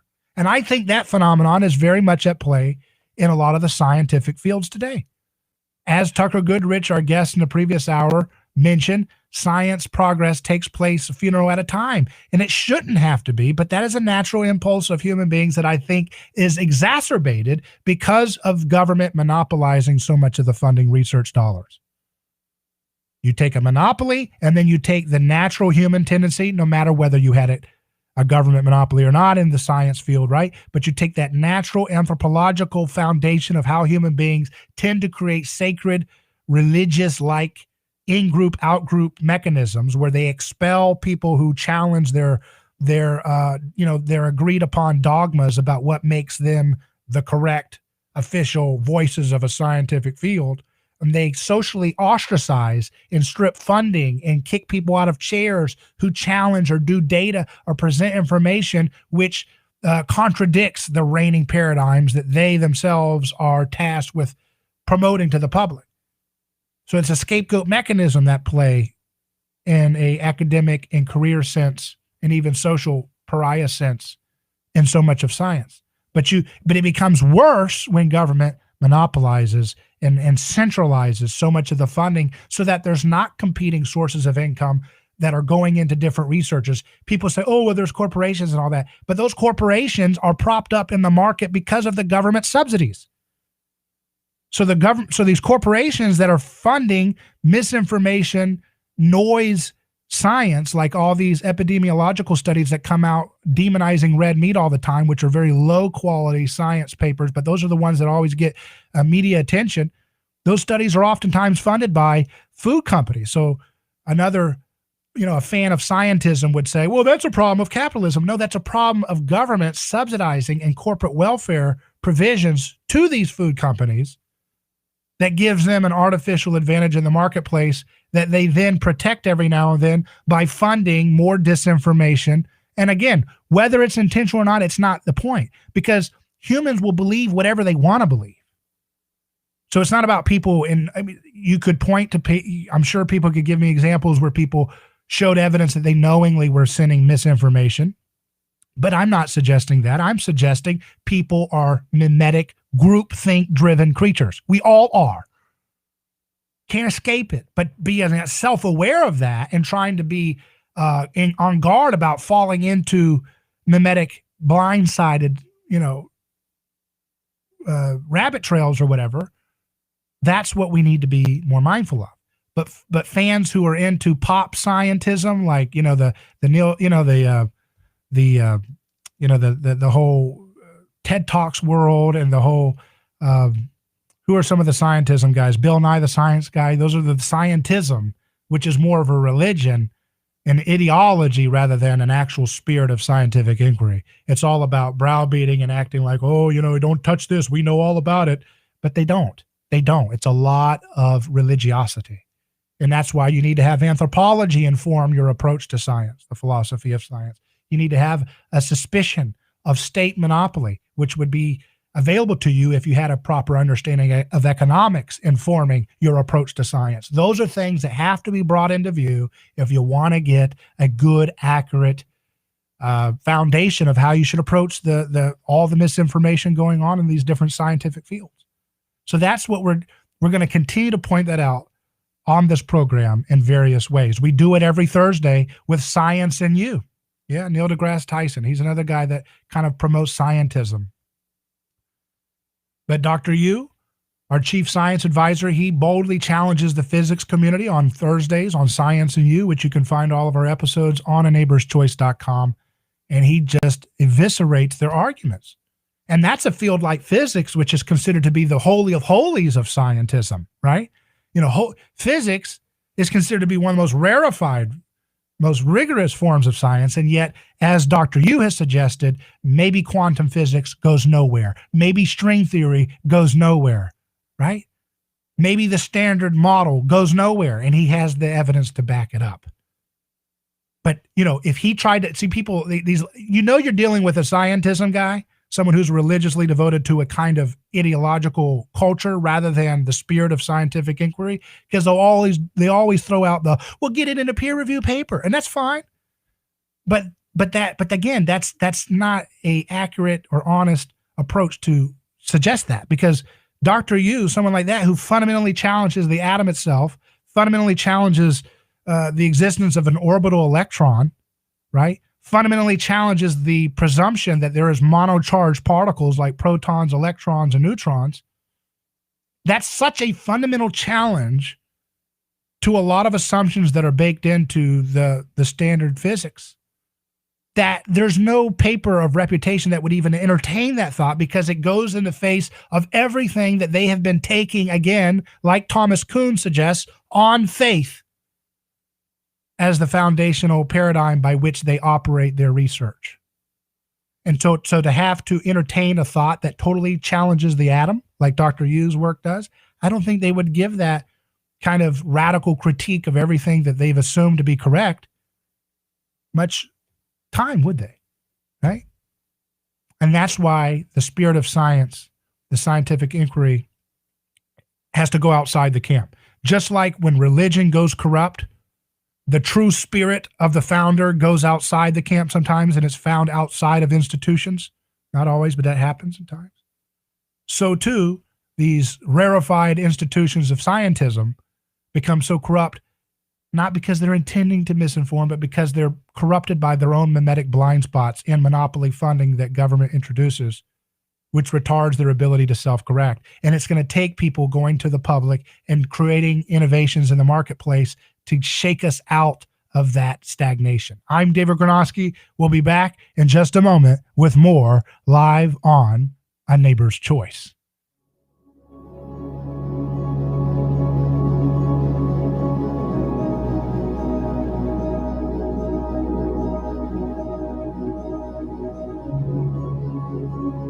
David Gronowski here. Let me tell you about a man named Gabriel. Every day, Gabriel puts on his boots and drives across America to make sure our store shelves stay stocked with the food people count on. See, Gabriel served our country overseas.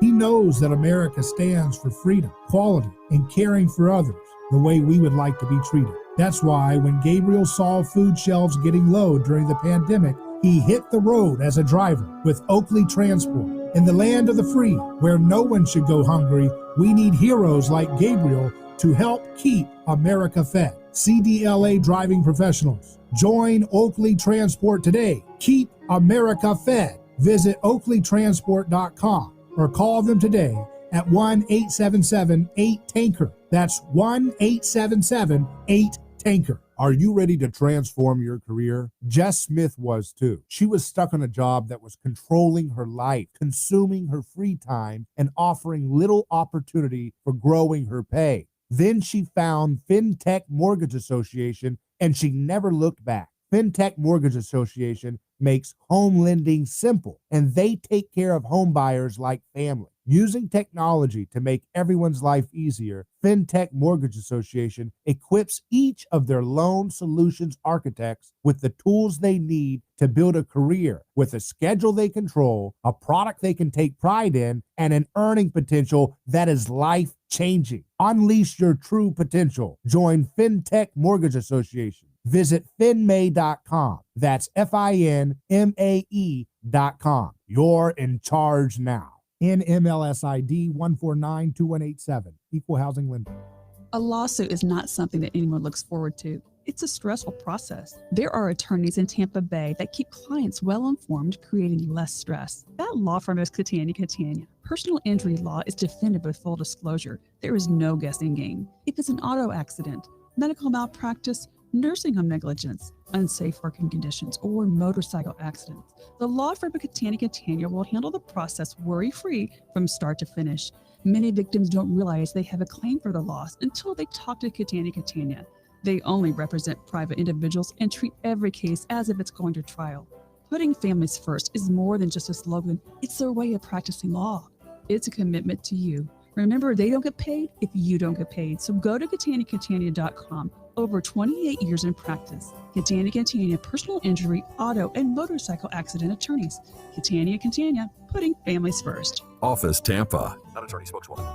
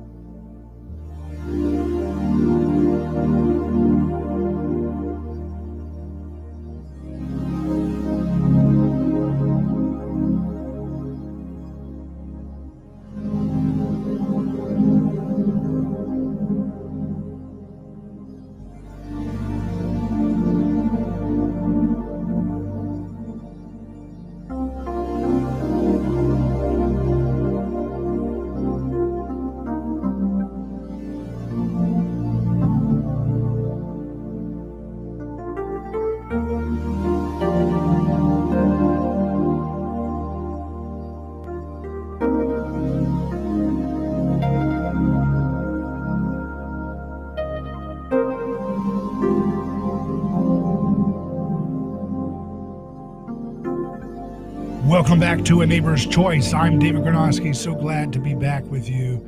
And we're live on A Neighbor's Choice, continuing to look at the news and see what stories we can learn in our time today. We have a story. Again, I'm going to keep talking about this story because I think it's the biggest story that needs attention in terms of affecting our lives. These people want to put masks on us for 6 months old. They want people to be bullied if they don't conform to their, this is why I have, if we study anthropology, we see this is the same old behavior. Human beings, when there's a crisis, when there's a social plague or a pandemic or something, it creates an environment for scapegoating. It creates an environment for witch hunts, and that can be bad on either side in terms of when people become divided. But we know that the side that wants to push us into big pharmaceutical blind faith, pistis, having faith, just using that pistis against the fan, just going out there and just having blind faith that these pharmaceutical companies that CNN and CBS and ABC and NBC have told us for decades have had criminal malfeasance for other drugs, but we're supposed to put their product in a 6-month kid when they have legal immunity. Where does that 6-month-old kid's legal responsibility when he's an adult? Does he have any legal options afforded to him? No, because we have a bunch of unethical, unscientific people trying to gaslight people into strong-arming them into conformity. And it's just, I don't care if this thing, look, I told you, it doesn't matter to me about pro-vax, anti-vax. It has nothing to do with this. This has everything to do with what is ethical and what is scientific and what is evidence-based. There's no evidence to suggest children should be getting this thing, okay? No evidence. And I don't care. Look, I think people should have proper nutrition, right? But I would never say, okay, so let's inject 6-month-olds with a whole cocktail of vitamins and supplements and things like that. No, I don't think that's right. Injecting vitamins, I don't care if it's vitamin, whatever the vitamin is, let people have their sovereignty, let people have their childhood, and just stop giving them toxic seed oil sludge. And then the refined sugars and all that other stuff, just feed the people proper human diet, let them have their, fresh air and get on with things, right? But instead we have to have this clown show, right? That's just ridiculous. Daily Mail reports can't rule out Wuhan lab escape. Scientists from Stanford, Harvard, and MIT slam the World Health Organization for dismissing the viable theory and call for more research. Stanford University microbiologist David Reilly and the University of Washington virologist Jesse Bloom organized the letter. It was published in the journal Science and signed by 18 prominent biologists from universities like Harvard and Cambridge. Claims that the virus escaped from the Wuhan Institute of Virology have been laughed off as conspiracy theories. Again, that's because people are scientism religious devotees. That's why when you laugh off things that are based with good circumstantial evidence, that means you have a religious devotion. You have pistis. You are drinking the pistis from scientism. We've had enough of this nonsense trying to bully people into, I have to not challenge that because I'll be laughed off. No, the scientists who have courage are speaking out, and we know this is a conversation we will have. Back with Professor Wilfred Reilly.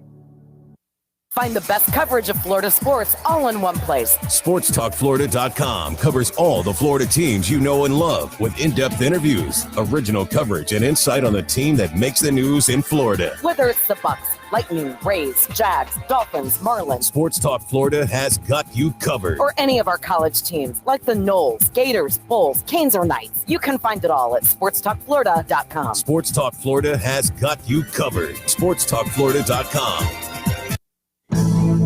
She may no longer be the third-ranking Republican in the House, but Wyoming Congresswoman Liz Cheney says she will keep speaking out, especially when it comes to former President Trump's continued claims that the election was stolen from him. The former president's willingness to be very aggressive in his attacks on the democracy and on our electoral process. And I think it's important for us as a party and for those of us who are elected officials in the party to stand against that. The former conference chair speaking to ABC's Jonathan Karl. The interview will air this Sunday on ABC's This Week.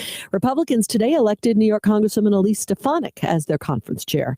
A day after the CDC issued its latest guidance on mask wearing, some states dropped their mandates, including New Jersey, saying they'll keep their mask requirements in place, at least for the time being. Kentucky Derby winner Medina Spirit has been cleared to race in tomorrow's Preakness Stakes. A rally today on Wall Street, the Dow closed up over 350 points. Daria Albinger, ABC News.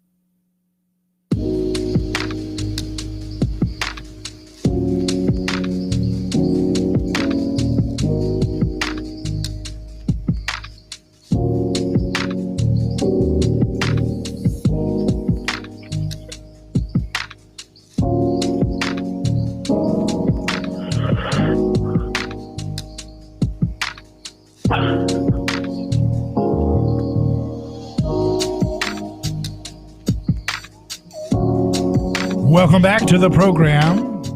You're listening to A Neighbor's Choice, and I'm here now with our friend, Professor Wilfred Reilly. How you doing?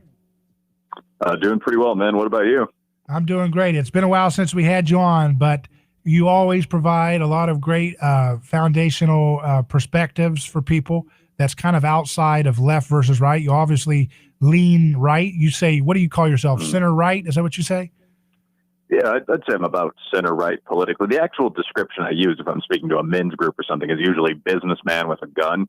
Okay. In terms of, I mean, I don't, if, you know, a dating partner told me she was bisexual or someone said that they were, following one of the ancient, honorable non-Christian religions or something, I wouldn't care very much. But I think there has to be social order. I think there has to be low crime. People need jobs. So it's that kind of pragmatic perspective you see a lot of in the business world or the military, if I had to break down my political leanings. Well, you posted on Twitter, Reilly prediction, no proof of vaccine policy in a blue state will last more than 2 weeks because of inevitable claims of racism. Why didn't you ask him for his vaccine ID? You quoted this concept. Yeah, I was screwing around there a little bit, but I'd also say this is absolutely true. I mean, we've heard months of just this nonsense about how it's extraordinarily racist to expect, an adult black businessman to have any kind of ID, a driver's license, an ID card, a fishing license. And now you're hearing this claim, well, what we should do is have people have a vaccine passport signed by 2 doctors that they take with them into the Walmart. And I mean, there's an incredible contradiction between those two things. And it is just a matter of time. My co-host on the Cut the Bull podcast, Shamika Michelle, a witty, upper middle class black mom, has said, I don't feel like doing this. So the first time someone asks me for my vaccine passport, I'm just going to say they're racist. And that is pretty funny. And I'm sure people will start seriously doing that in New York, Chicago, so on down the line. So I don't see how long that's practically going to last. Right. Yeah, but that's the big thing. They're saying everybody, all the people who have had the herd mentality to go along with whatever TV tells them, they've all been told if you get your little drug there, you get to take your mask off. So this is a really big step for folks who have been in this as a part of their life to be able to take that mask off, and so there's gonna be a lot of confusion. I've suggested they're gonna try to flip the tribal identity here, where they're going to try to now create the narrative that if you have a mask after your supreme leader told you to take it off once you get your vaccine, it means you're now the enemy, right? So if you're still wearing a mask, that means you're a suspected non-vaccinated person. And so now all the folks who are more skeptical of government dictated health are going to be they're going to try to brand them the mask wearers, and then the people who don't wear a mask are now going to be considered the ones who are compliant, government obedient citizens. One thing that's kind of funny about this, a heterodox professor who was in some edgy businesses talking to an alternative media host, at some point, I encourage moral behavior, but at some point you just have to notice that people can lie.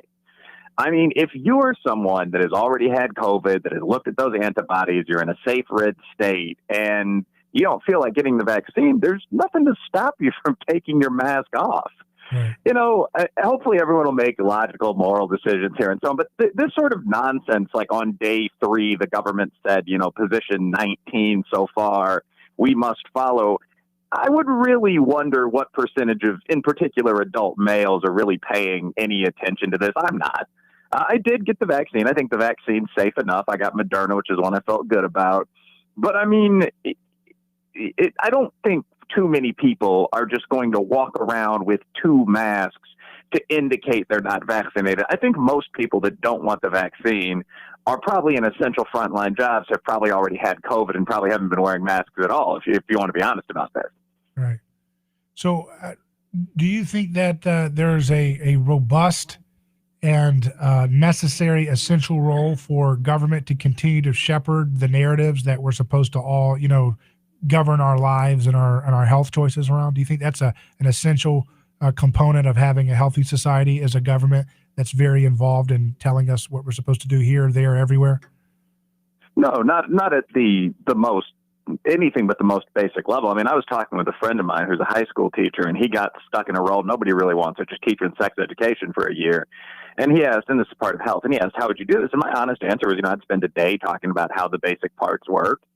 I'd spend a day on birth control. Then I'd probably spend a couple of days on all the horrific diseases you can get, and that would be it. And then I'd move back to the rest of the health class, because it's really pretty simple to have sex.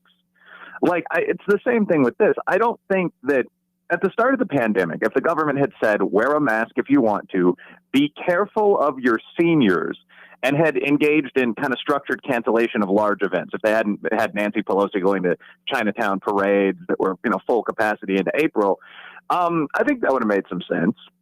Right. But these ongoing conversations where you're allowing Fauci as kind of the boss man of this initiative to go on TV and give his opinions on things he hasn't been prepped to discuss and so on, no, I don't really see all this as productive at all. If you actually follow through what the government said, it has been, speaking as a leader to someone in a leadership role, it has been wildly inconsistent and non-productive. I mean, they opened up by telling us not to wear masks. Mm-hmm. And this went on until, you might correct me, but like June or July. Mm-hmm. I mean, there's that famous interview with Fauci where he says, no, there's no reason to be walking around with a face mask. I mean, you need a fresh mask every time. What if you put that thing in your pocket? And I don't see that any of that has been disproven. There's substantial research backing that up, by the way. But then the flip was basically, oh, well, we were just lying to you about masks to protect healthcare workers. Now you need to wear 2 masks. And this just goes on with all this other stuff, like can kids be in school or not? My personal advice to most of the people listening to this, who are like working class through upper class adult taxpayers, would be just go to something like Worldometer's coronavirus or the Bureau of Justice statistics site if you want the crime stats, and see what the actual data is.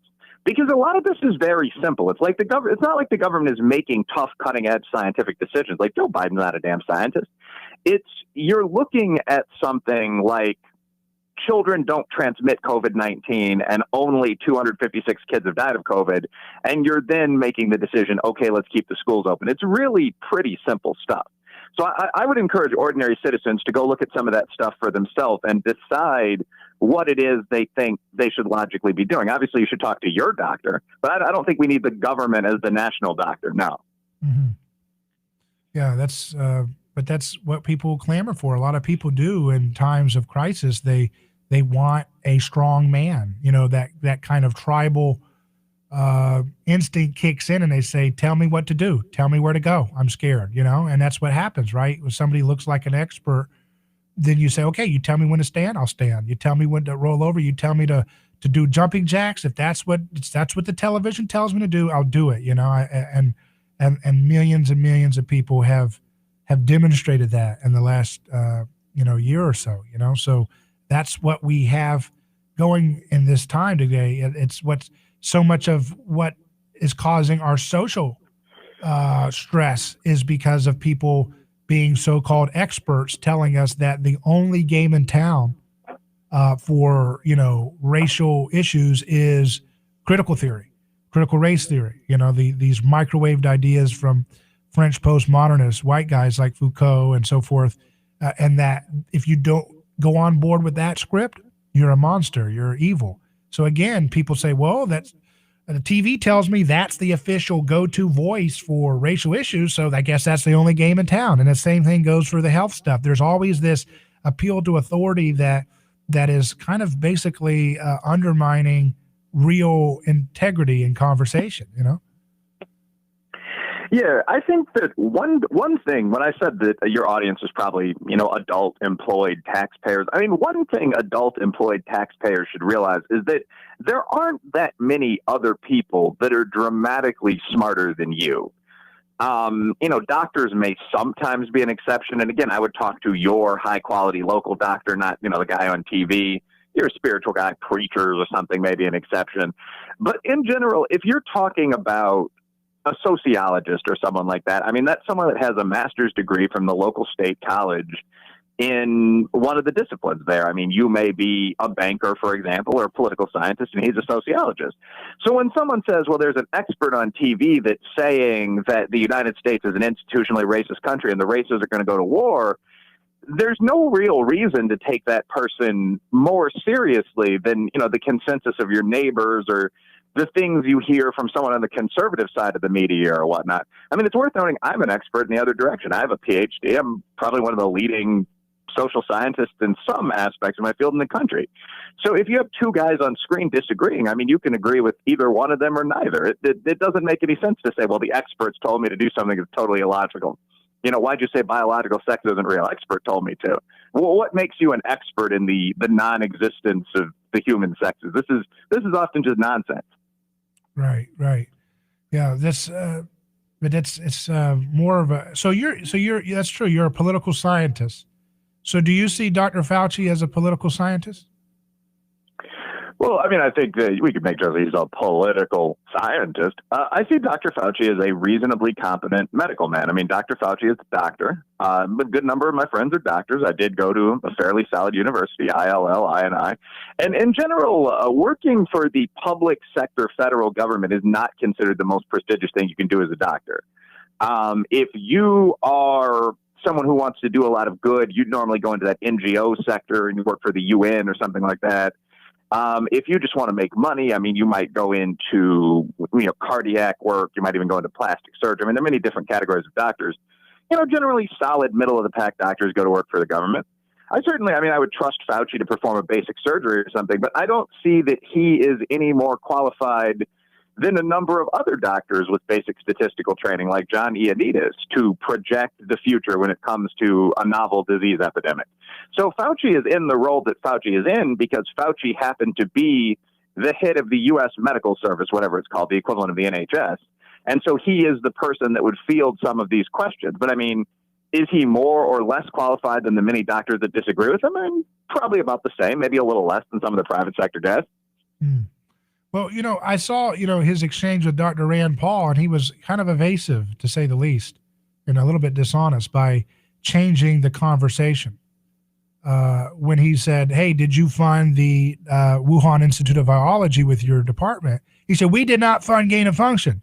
Well, the lady who was running that says she credits the gain of function research she was doing with, in part, funding that was provided by Dr. Fauci's things. But he shifts the conversation to get into a kind of technical out, but she credits using some of his funding for the gain of function research they were doing that was taking the spike protein and adding it to these coronaviruses.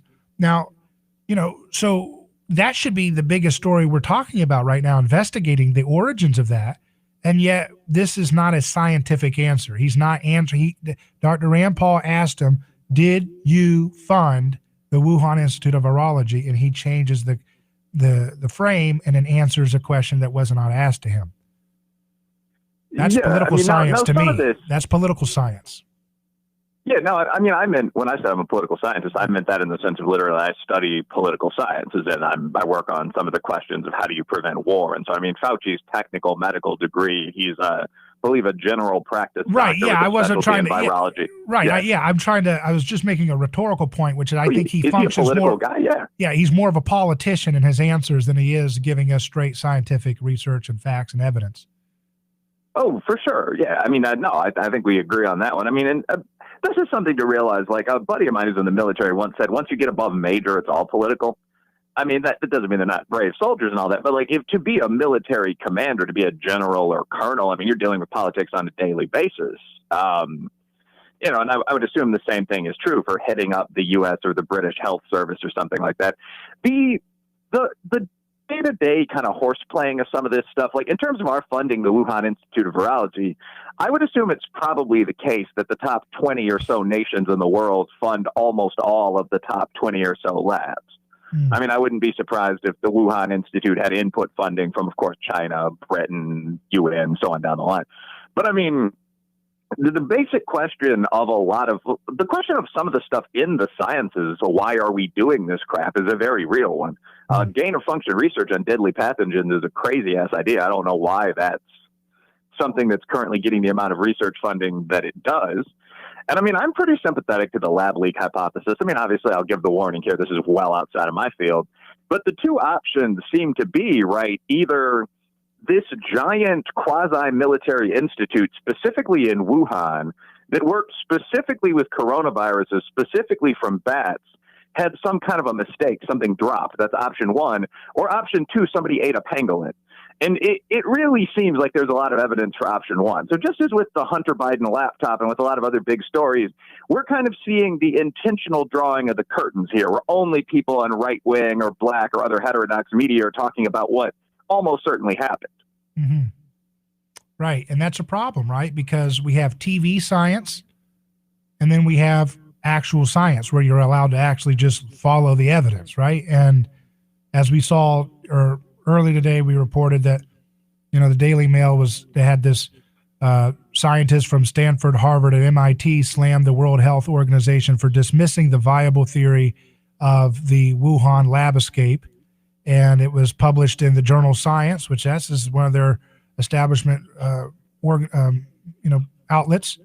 And it's signed by 18 prominent biologists from Cambridge, Harvard, and so on. And they're saying that the researcher suggests in the letter that the hypotheses cannot be ruled out until there is more evidence. And the letter reads that yet more investigation is still needed to determine the origin of the pandemic. And, you know, it's just bogus science when the WHO hires a guy, Peter Daszak, who was the one at EcoHealth Alliance that Dr. Fauci gave money to, who then turned that money and gave it to the Wuhan Institute of Virology. They tasked that guy at the WHO with investigating the origins. And he says, oh, we ruled out that it came from the lab that I happen to be funding to do this research. I mean, this is laughable. Yeah, I mean, first of all, as I said, I don't think we can rule out the lab leak hypothesis at all. And I think there's a deeper question of why. I mean, I think it was the Europeans that proposed something with a name like the Not of God's Creation Act maybe 10 years ago. They were half joking. But I mean, the idea was that you can't do things that are very, very likely, you know, make intelligent robots. You know, thaw out natural predators of man like the saber-toothed tiger from the ice. There's certain things you can't do. Recombinant DNA work on human soldiers. And this kind of falls into that. Should nations have globally funded labs working on making the major pathogens more dangerous? I can't imagine why they should. But I mean, there's a discussion about whether specifically this got out of the Wuhan Institute of Virology. I think that one thing that's not disputed is that COVID-19 came from China, and the antics of the CCP, which tried really hard to cover this up, are very largely responsible for the impact of the virus on the world. So, I mean, that's definitely something to keep in mind. Like, whatever the original source, we know exactly where COVID-19 came from. And again, in the USA, we've gotten into this weird politically correct conversation about should we mention China? Will that cause racial tensions here?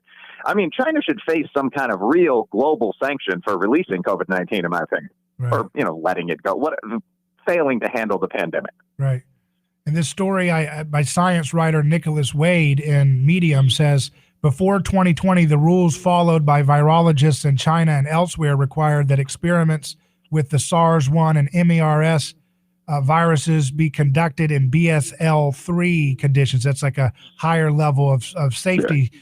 But all other bat coronaviruses could be studied in BSL-2, the next level down. So apparently that's the BSL-2 lower level. It requires taking fairly minimal safety precautions, wearing lab coats and gloves, different things like that, but it's not the high level. And that's where the gain of function research was being done at Dr. Xi's Wuhan Institute of Virology that Dr. Fauci was funding with our money. It's just, it's only the government, only the federal government with the highest paid employee on staff is probably the guy who was the genius who kept funding a lab that didn't have the right security standards to do these dangerous gain of function research, unleashes a virus, most likely from that lab because of whatever the lax standards were, or however it escaped. 3 million people dead, and we listen to this guy every day on television to tell us whether we should vaccinate our 6-month-old babies. I find this to be insane. This is insanity to me. Yeah, I mean, now some of this, again, the major institutions in the world fund all of the major institutions in the world. So if COVID-19 had escaped from France or from Britain, I mean, you'd like to think the security would be a little better there. But it would be just as possible to say, the corrupt U.S. government is partly responsible and so on. But, I mean, with all that said, the important theme that's going through this for me, because I certainly don't believe China's guys or indeed England's guys are better than, our experts in the public or private sector. But the theme that's going through this is that experts are wrong all of the time. Right. I mean, this is actually a piece I wrote for Quillette where I looked at you could call it predictive accuracy of a bunch of expert projections over the past 20 years, and more than half of them were wrong. I mean, so if you think about peak oil, remember we were all going to have to go back to a horse around 1998. The Club of Rome, are we running out of resources? If you look at global cooling before global warming, acid rain, the ozone hole, Y2K, the population bomb, I mean, all that stuff was inaccurate. Now, I'm a scientist, and I don't criticize science. I think just random people picking coins out of a hat would have a lower than, 48% success rate. But when an expert stands up and says something, the first thing you should say is, okay, I'll treat that a little more seriously than if a golf buddy said it because he's an expert. But the second thing you should say is, what are the sources there? Can I go check that? I mean, the whole thing, that's worth repeating. Whenever an expert talks, he should be able, if he's not a hack, to tell you where he got his information. Is this original research? That's the first question. And go vet and check and see if this guy knows his head from a hole in the ground, knows what he's talking about. And very often you'll find the answer is no. The whole COVID-19 with children thing, this is really bizarre to me, because you can have any position that you want on the vaccine, but what you can't logically do is argue that there's been a lot of sort of child early life transmission of COVID-19, because there just hasn't been. If you go to CDC deaths by age and sex and you look at the number of COVID deaths that are under the age of 18, it's like 200. Right. Children don't seem to transmit the virus to others. Children very rarely die from COVID-19. My personal and professional opinion, there was never any reason to shutter the schools. That was just panic. So this is one of those cases where there is something that's pretty obviously true, which is like, if anyone's safe from this unfortunate bug, kids are. That's just completely ignored by everyone. Where you have people like Representative Swalwell still walking around in 2 masks after the Biden CDC says this isn't necessary, because the idea is we're keeping kids safe, but kids weren't at risk to begin with. Right. Yep. It's a lot of groupthink baked into so-called experts. But Professor Wilfred Reilly, it's always great having you on. Where can people follow your work and tell us about your latest book if people want to keep following what you've got going on?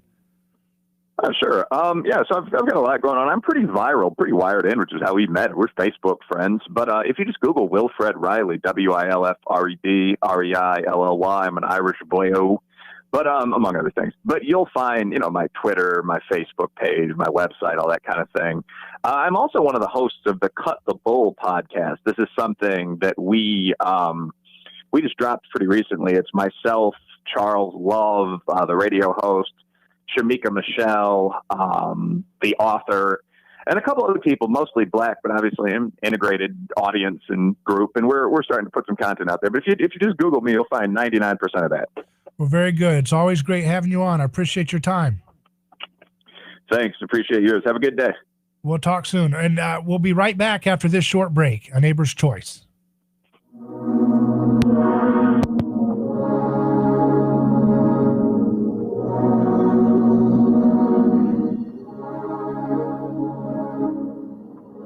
Hello, this is David Gronowski with A Neighbor's Choice. I've got a mission for you. I'm a big believer in eating family farm-raised, high-quality grass-fed beef. That's why I'm a frequent customer of White Oak Pasture, a 6th-generation beautiful farm in southwest Georgia. Support sustainable, delicious meat of the highest quality. Ask for White Oak Pasture's beef at your local grocery here in Florida, or go to whiteoakpastures.com, and first-time customers get 20% off on purchases with our exclusive coupon code NEIGHBOR. Who is your neighbor? Dave and Wally are team drivers for Oakley Transport. One day, they came across a very serious accident on the highway. Some might pass on by, but Dave and Wally saw there was no time to waste. They jumped into action and saved 2 people's lives with moments to spare.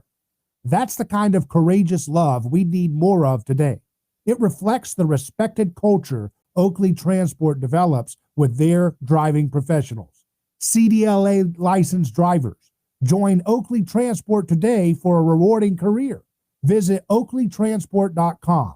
That's oakleytransport.com. A lawsuit is not something that anyone looks forward to. It's a stressful process. There are attorneys in Tampa Bay that keep clients well informed, creating less stress. That law firm is Catania. Personal injury law is defended with full disclosure. There is no guess.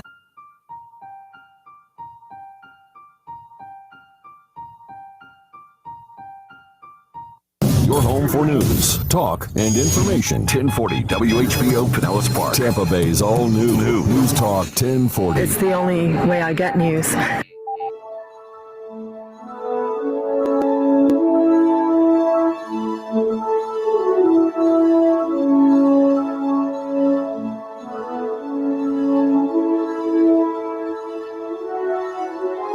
So that was a great time, wasn't it? We've learned a lot together today. We've thought about science. We've thought about these different cults of ideology creeping into our way of thinking about the world that have clouded our judgment for some time. And now we have to do our own research. We have to find the science that's actually driven by evidence, not by power plays, not by nonsense, not by ideological mimetic groupthink. We're tired of that stuff. It's time to build a future. We're going to build back better from the 20th century. We're going to have a great reset from the failure of Keynesian economics. We're going to reset that garbage, reset that globalism. No more. We don't want that globalism. We want a new start. I like press start better than reset, don't you? I like starting new ideas, new paradigms of science and technology, but also bringing the best of the old, like ancestral eating, like ancestral standards of living. Those are the things that we should also bring back into as we pioneer a new future. That's what's exciting, folks. Check out aneighborschoice.com. Check out my new interview with Dr. Kate Shanahan, which will be up by the weekend, where we will have a fascinating discussion. I taped it earlier this morning. It'll be out very soon. But Dr. Kate Shanahan is another pioneer who's sounding the alarm about what we can do to retake our health, our mental health. Everything can be brought back in as we start to find out the evidence for a healthy ancestral way of eating. It's so important that we get this right. So important. So aneighborschoice.com's our website. You can email me, hello@aneighborschoice.com. That's hello@aneighborschoice.com. And we have some amazing guests coming up, a lot of surprises, a lot of interesting topics, a lot of things I can't wait to share with you all. So you want to keep abreast of what we're doing by checking out this show. If you're listening on a podcast platform, write a review, rate it. That always helps us. If you're listening or watching on YouTube, do all that subscribe stuff. Whatever you got to do, help spread the word as we continue to grow worldwide with a new kind of conversation. That's what I'm so excited about. Nobody else takes anthropology and physics and brings it into current events. That's what we do. You and I, we're doing that every day. It takes a village to build the future. I'm David Gronowski. Godspeed. From ABC News.